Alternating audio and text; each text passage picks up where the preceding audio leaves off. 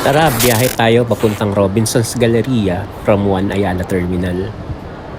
So dito sa One Ayala Terminal, dito sa may Pasita Complex na bus stop, iba-iba yung mga bus na nagki-cater para sa mga papuntang San Pedro tsaka Pasita. So for today, ang bus na sasakyan natin ay ito.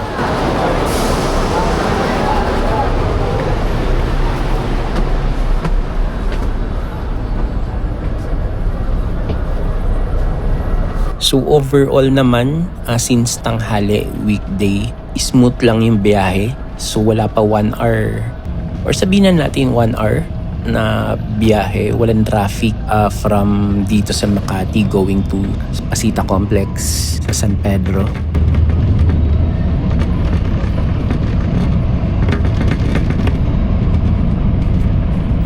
Mabilis lang yung biyahe. Actually, ang mga pasahero lang ngayon ay 25 lang yung pasahero ngayon kasi may oras lang yung pag-i-stay ng bus. Mga 15 to 30 minutes umaalis na din yung bus dito sa bus stop ng One Ayala Terminal.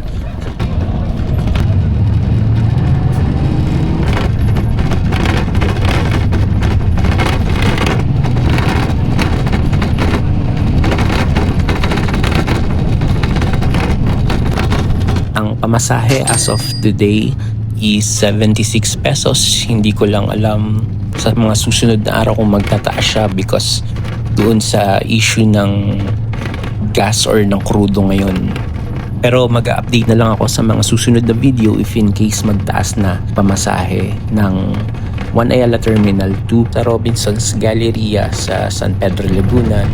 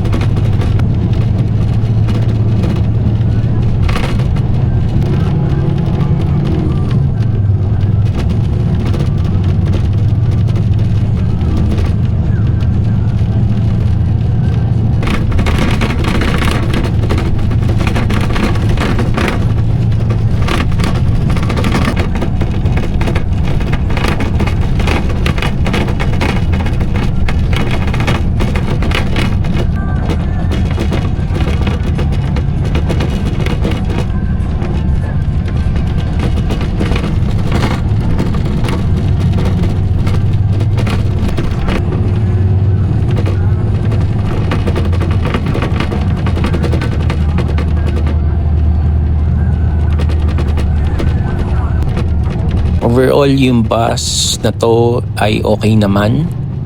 Malamig yung aircon. As usual, standard aircon bus siya. Wala naman something special sa bus, but malinis siya. Maayos din yung pag-drive ng bus today. And yun nga, dahil tanghali ngayon, mabilis lang ang biyahe at walang traffic.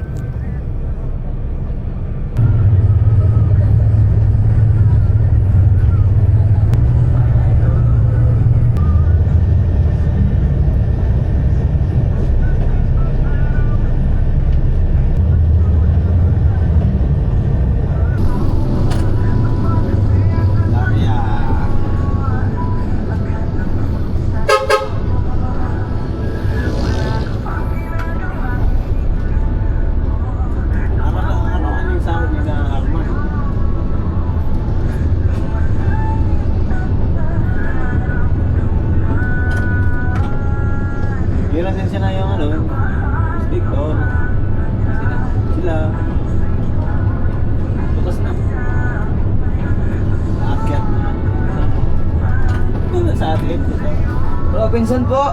Meron pa.